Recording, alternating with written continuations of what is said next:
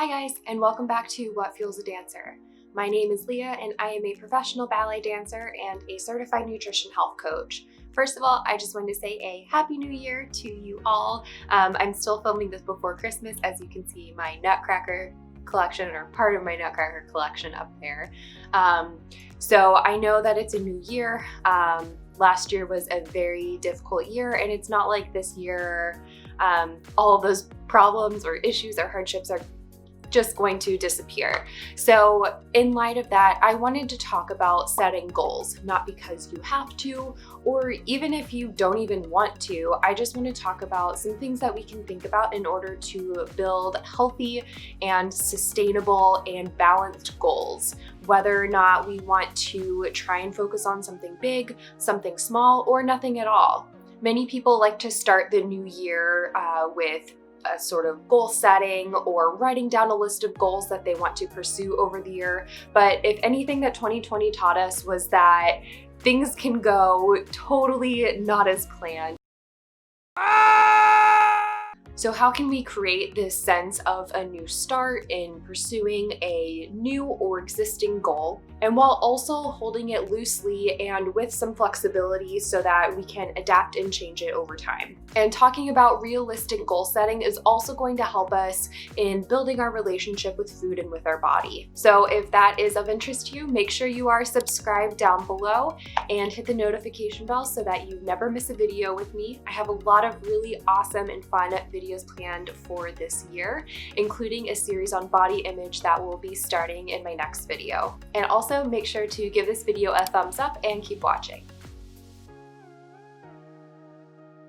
So as I normally state, this video is for education and entertainment purposes only. Everybody is different with different nutritional needs and preferences when it comes to food and lifestyle. So it's always best to speak to your medical or nutrition professional about your unique case. Goals are meant to give us kind of like a destination to work towards, and how we can construct our goals, it can ultimately kind of give us a roadmap in order to get to that destination. We can focus on goals that ultimately help us to improve our mental, physical, and emotional well-being, or we can gear it towards any sort of professional endeavor as well. Goals can be big or small, long-term or short-term, or we can have a long-term huge goal that we want to build up to in the future, and we can get there by creating a bunch of small goals that help us along each step of the way. We can have many goals or just one that we want to focus on, although I personally think that if we have too many goals that we're trying to pursue, it can lead to burnout and to lead us just completely leaving those goals altogether. And another issue I often see is when we create goals that are too restrictive, too intense, or goals that aren't ultimately going to serve our well-being in the long run. These goals might turn into something that we dread and can give us a really rigid and inflexible day-to-day routine. So for me personally, I like to view goals as more of like intentions. I have a very type A personality, so me sticking to goals sometimes becomes more of a principle than the goal itself.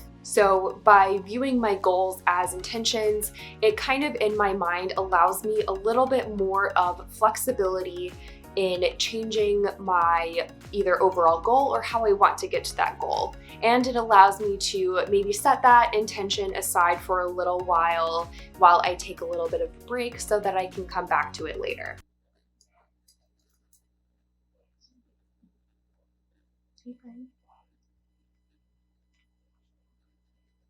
So to create healthy and sustainable goals, it's important to focus on your health and well-being over what you either think that you should adopt as a goal or what other people are pressuring you to create as a goal as well. I often find that this means looking past physique goals and focusing more on goals that center on strength, functionality of movement, energy, and mental and emotional health. It's also important to look at any sort of barriers, whether physical barriers, emotional, financial barriers, or time management barriers that might come up when pursuing a goal or intention. Often, time and financial strains are the two most common barriers to pursuing goals. And this doesn't have to mean that you have to scrap your goal altogether, but maybe adapt and change it just a little bit in order to fit your day-to-day, in order to actually make it achievable.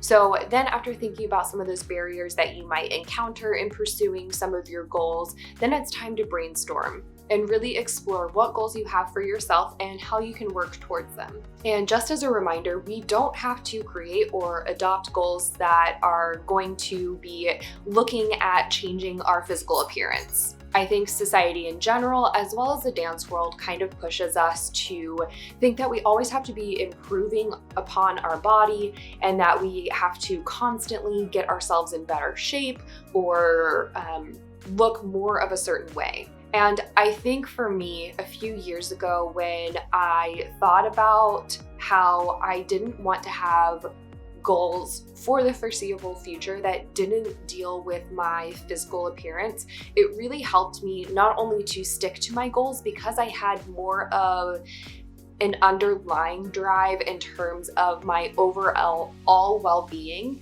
I found that I not only stuck to my goals more, but I was ultimately happier because I was pursuing goals that were making me happy and weren't there to satisfy the stereotypes of other people. So as we look into creating goals, I'm going to use one or two goals just kind of as an example so that you can get an idea of how to create a roadmap to pursue a goal. So for me, one of my goals or intentions this year for myself is to adopt a daily practice of mindfulness. For me personally, I have seen how much adopting mindfulness practices has affected my overall well-being, and it's something that I want to try and stick to for a whole year. I've gone a few weeks here and there, or maybe a month, but I really want to try and see if I can stick to it for a full year.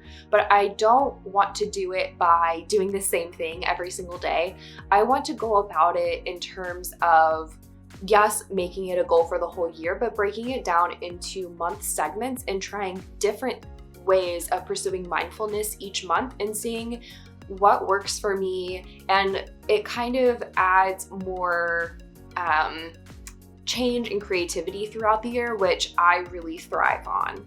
So your goal could be something similar, or it could be maybe adding a veggie at every meal. It could be getting more sleep, or it could be something completely different, like pursuing your artistry in a different way. Remember that goals are ultimately there to make you feel happy and fulfilled. So in creating this roadmap to pursue a goal, I love this acronym that I came across a few years ago called SMART goals. And it really helps me assess the goals that I want to undertake and kind of provide specifics to it, so I have a better idea of why I want to pursue it and how I want to go about it. So in the acronym, the S stands for specific. Going back to my goal of practicing mindfulness, just saying that I want to adopt a practice of mindfulness each day isn't very specific, and it's not super helpful in terms of how I want to pursue this goal. So to make this goal more specific, for me, I want to think about setting aside 5 minutes each morning to engage in a mindful activity that will change from month to month. This could look like meditation for 1 month, journaling. It could be just noting the physical space. It could be enjoying a cup of tea while looking out the window. It could be any number of things. All right, and then the M in the SMART acronym stands for measurable. This one is a little bit difficult for my goal because it's hard to quantify the benefits of mindfulness. But throughout this year, I want to find mindfulness practices that work for me personally. So each month, as I said earlier, I want to focus on a different mindfulness practice each month. And then at the end of the month, I want to be able to look back and kind of reflect and see how my overall well-being was throughout the month. I want to see if I felt more calm or more present, or if the mindfulness practice was something that I kind of dreaded and wasn't really helpful for me. If it was helpful, then I may bring it back a few months later. Another example of a goal that is measurable would be if you wanted to make sure that you were getting 5 or 6 servings of vegetables each day. That's really quantifiable in terms of how many servings that you are getting in of vegetables per day. And then the A in SMART is for achievable. A lofty goal isn't going to be super helpful or sustainable because it's likely going to be something that we have a lot of excitement about towards the beginning, but if it's too hard to reach or it requires too much time or it has too many barriers like what we talked about earlier, we're more likely to jump off of the bandwagon and leave that goal altogether. So for my goal, that's why I picked 5 minutes of a mindfulness practice. I'm not trying to do 30 minutes or an hour. If that certain day I want to go longer than 5 minutes, sure, but I don't want to hold myself to a time limit that's going to be too hard for me to achieve every single day. And I think this is really important when pursuing goals because often we get so excited when we're starting something new that we kind of overshoot our capabilities because we're running so much on adrenaline and excitement because it's something new. But when we get several weeks or several months down the road, it becomes to feel more of like a chore. So I personally think that sustainable goals are built off of making small steps rather than these huge leaps over and over again, because we'll really get to a place of burnout if we try and push ourselves too hard for too long. And then the R in SMART is for relevant. A goal isn't going to be enjoyable or even achievable if it's not one that personally resonates with us. For me, as I said earlier, I've always noticed that mindfulness has helped me personally in my mental and physical and emotional well-being. And it has had so many benefits that have supported me throughout my dancing career as well. But this doesn't mean that this needs to be a goal that you need to adopt either. That's why it's important to come up with goals that are right for you. And then lastly, the T stands for timely. This gives your goal a set date. For me, as I said, I want to focus on mindfulness throughout this whole year, but I want to break it up into month-long segments so that it kind of feels like the goal is refreshed at the beginning of each month. An untimely goal would be like, I want to get my splits this year. That doesn't necessarily give us a time frame in which we want that to happen. We could say, I want to reach my splits in 6 months. And that would give us more of an idea of when we kind of want to look forward to achieving that goal. And it gives us a time frame to really work inside of that goal. And of course, while not all goals need to be according to the SMART standards, I think it can be really helpful in getting down the specifics of a goal and help us take a look at the actual steps to reaching a certain goal or intention. And when talking about goals, I think it's also really important to talk about when we either don't meet those goals or in the day-to-day when we feel like we're failing at them. One of the biggest reasons why I have given up on goals in the past is because I feel like I'm failing at it. And then my thought process is, well, then what's the point if I can't even get there? So I'm just going to leave it all together. I think the thing that we often don't realize with goals is that we can change and adapt them according to our needs over time. So this is a more intuitive approach to goal making, which obviously you guys know my love of intuitive eating, and it kind of brings that sense of reconnecting and reassessing your goal over time to make sure that it's still beneficial and attainable for you.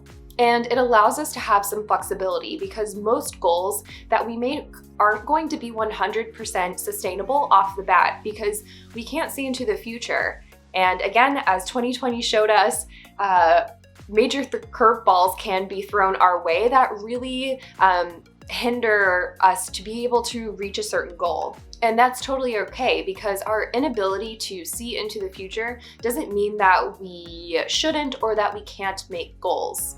It just means that we might need to revisit the ultimate goal and kind of tweak it as we need to in accordance to our circumstances. So as you are starting your new year, I hope that this video can be helpful whether you are deciding to pursue any goals now or if you're thinking about pursuing a goal or intention in the future. So with all that being said, if you enjoyed this video, please be sure to give it a thumbs up. And if you want to follow more day-to-day content, make sure to follow me at Facebook and Instagram at What Fuels a Dancer. As always, I will have a blog post linked down below on my website. And also let me know in a comment down below if there are any goals or intentions that you are looking to set for this year. And I will see you guys all in my next video. Bye guys.